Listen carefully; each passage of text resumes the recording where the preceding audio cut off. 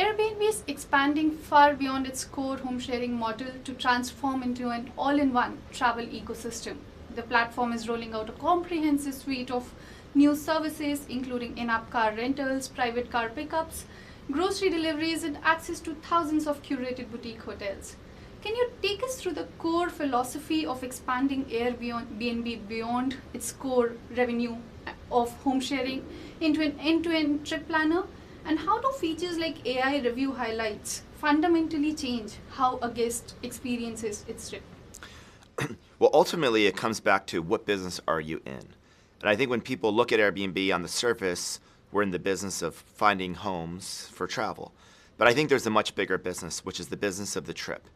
You know, you don't necessarily always remember the place you stay, but you're going to remember what you do on your vacation. And we want to basically compose the entire end-to-end experience. So we talked to our guests, our customers. We have hundreds of millions of them. We asked, what do you want most of? And some of the things they told us are, number one, when you get to Airbnb, they have a kitchen, but they don't feel like doing a grocery run. So what if groceries could be in the refrigerator? Then they told us, you know, there's a lot of airports where Uber doesn't exist, or it's really hard to get to my Airbnb, hence welcome pickups. Sometimes people heard, like, for example, people are going to Tokyo and they can't check in till like 2 p.m. They get to the airport in the morning and they want to walk around Tokyo. Well, where do they put their bags? Hence luggage storage. Car rentals, 23% of our guests rent a car. It can be very, very simple. What if there was an easy way, like it is to book a home, to get a car, you know exactly what you're getting. And we give really, really good discounts for all these different products. Finally, hotels. You know, many trips are better in Airbnb. If you want to travel with your family, a longer stay, a big group, you want to have a cultural experience. But let's say you want to travel last minute for one night for business, or there's not a lot of Airbnbs you're traveling. A hotel could be a really good option. But we're not focusing on all hotels.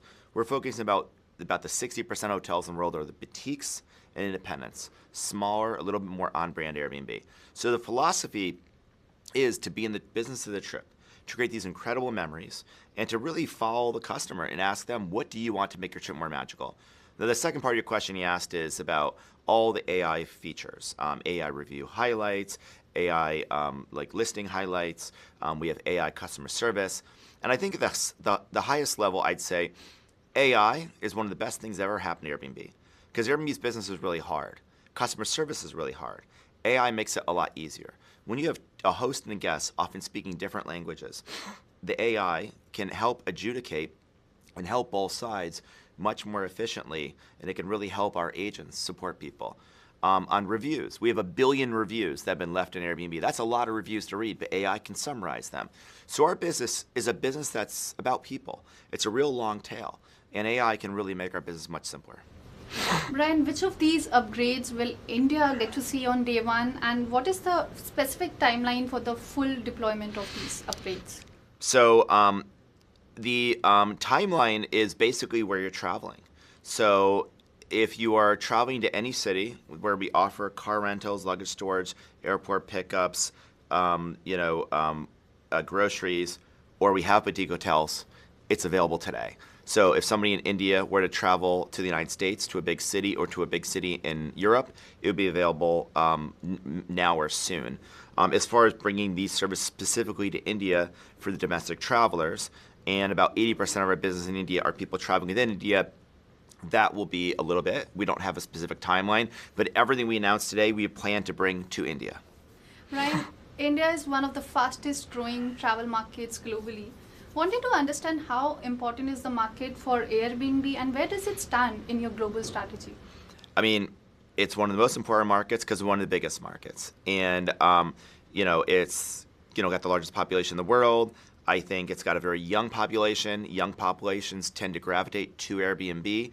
We index very highly with Gen Z. India's got a very large Gen Z population.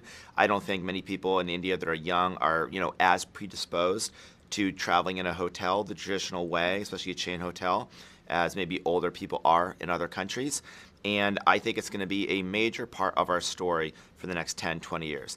My approach in India is to play the long game, to really invest in the country, to invest in the community, and let everyone in India know that Airbnb is here to stay, and we want India to be one of the strongest countries in the world on Airbnb. And if you were to rank India among your top markets, where would it stand?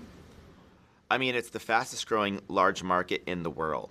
and it would definitely be one of the very, very top. I mean, it's one of the ones I'm most focused on. It's one of the ones I expect to grow the fastest, and I think one day it will be one of the biggest markets in the world on Airbnb. I mean, India, I don't need to tell everyone watching about India. They know more about India than I do, but we all know that India has a great history of hospitality. We all know that India has some of the best hosts in the world. We all know that people do spiritual quests in India. We all know it's got one of the largest emerging middle classes in the world. And one of the things the middle class wants to do when they emerge is they want to travel. They want to see the world, starting with their own country, but eventually crossing borders and learning about other cultures. And what kind of investments in localized product developments can we see from Airbnb in India over the next few years? Well, I mean, our biggest office outside the United States is in India. Okay. And I've been to India. I'd like to go back soon. It was one of my more memorable travel experiences. I went to Delhi, and I think that we're going to see a lot of investment in India. So definitely expect us to take this market very, very seriously, and stay tuned because we have a lot of exciting things coming. Brian, geopolitical conflicts have altered political and economic conditions across the world. What impacts have you observed from the ongoing Middle East war on hospitality and bookings, both within the affected regions and in terms of shifting global travel corridors? It's been a small impact. We can actually quantify it. It's about a 1% impact in travel, which is still a large number. 1% of Airbnb is a large number, but it's a small percentage. What I found is, while it's a very serious conflict, it does affect travel.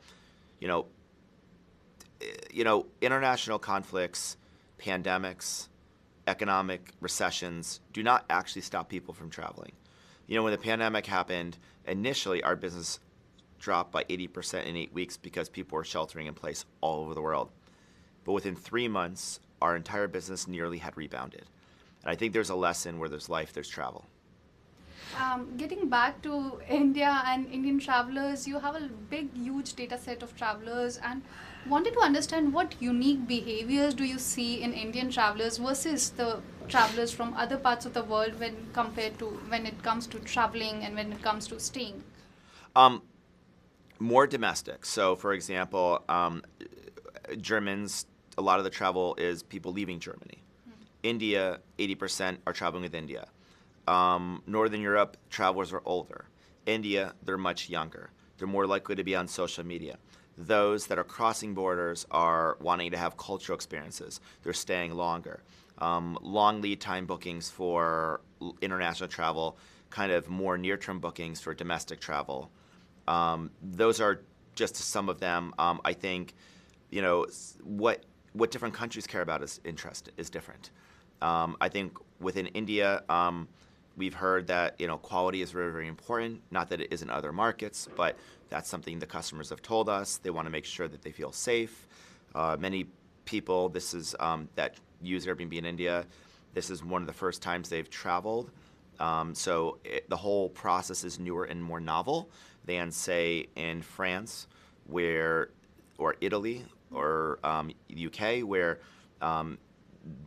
there's been kind of an international travel and cross-border travel market for like 300 years. And so I think that population is older. So I think there are differences. Those differences are incredibly exciting.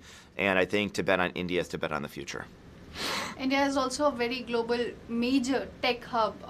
Almost a majority of global tech services are based out of India, are outsourced from India. Does Airbnb have plans to expand its engineering, R&D, and customer support base within India? Well, I mean, we've been expanding, and again, our largest office outside the United States, I believe, if my stats are correct, is India. We have nearly a couple thousand people in India, and they're some of our very best people. And I think we're going to continue to invest. And I think the question is, what does the world look like in an age of AI? And what I think happens is, I think that it's actually an increased demand. I don't think it's going to eliminate jobs. I think it will eliminate a lot of the jobs we do today, the task. I think it's going to create more new jobs, and I think a lot of those jobs will be in India. Can we expect some nearby hiring in India? I think you can expect continued investment. Can't say too much more beyond that. Okay. Brian, the travel industry globally saw massive revenge travel post the COVID era. Has the trend normalized now, and what does the baseline for global travel look like right now? Yeah, I mean, we're definitely like the pandemic was a once in, maybe a century kind of phenomenon, and people couldn't travel. So maybe another way of saying it was just a lot of pent up demand. I mean, here's another way of saying it. During the pandemic, a bunch of things stopped, and not everything recovered. People stopped going to movie theaters, maybe not in India, but certainly in the United States, and they haven't fully recovered. That's one example. A lot of small businesses shut down, not all of them recovered. But something that totally recovered was travel. That's interesting. It turns out that that was something taken away from us that everyone universally wanted back in nearly every culture in the world. I think we've reached a post-pandemic kind of equilibrium, and I think travel is going to only grow from here. To give you a stat, in 1950, I believe there were only 25 million people around the world that crossed a border and traveled. Today, that's more than a billion. Travel is one of the biggest industries in the world. Depending upon how you size it, it's the size of oil, maybe even larger. And I think it's going to only grow. And I think India is going to be one of the core engines of growth for travel. Before we wrap up, Brian, my final question. Traditional hotel chains are also now expanding aggressively, and especially in the budget and mid-scale segments. Given Airbnb is also now be going to listing hotels and boutiques, how do you plan to maintain your competitive edge against traditional hospitality? Well, I think you can actually take the hotel industry and break it up into two groups, chain hotels and independent boutiques. And I think that the independents and boutiques are absolutely gravitating to Airbnb. One of the things they're telling us is that a lot of independents and boutiques, this is true all over the world. It's true in the United States, and I think those watching might be familiar that there's a lot of Indian Americans that own major independent chains or independent hotel groups and management companies. And what we've heard from a number of them is that they don't all want a franchise, but some of them feel forced to franchise because, in other words, franchise to Hilton or Marriott or others. And the reason why is because they might need the loyalty program of the demand of those customers. They can negotiate better rates on online travel agencies. In other words, they give them economies of scale. We thought, what if we could be an ally for independents and boutique hotels? And a lot of them look at us as an alternative path where they can have lower commissions, they can have great guests, they can learn more about their guests, we can showcase them in this beautiful way, they can reach a younger generation, they can be more relevant on social media because people on Airbnb are more likely to share on social media because they're younger and they're more on social media. And so I think it's kind of a win-win for the independents and boutiques. And I think this is a great outlet for them.